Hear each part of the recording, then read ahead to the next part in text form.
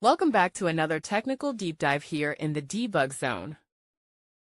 Today we're tackling a big question and breaking it down with insights from other users. Hopefully this clears up some misconceptions and helps you get the answer you need. So buckle up, stay a little curious, and let's jump right in.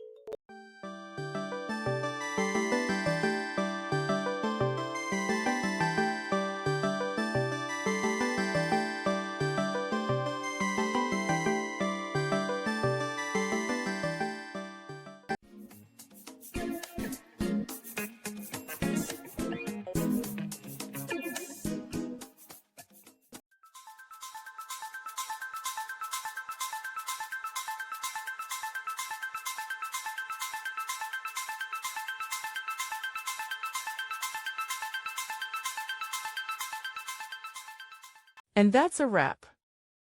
I hope you found the answer you were looking for. If you did, take a second to hit that subscribe button. It really helps out.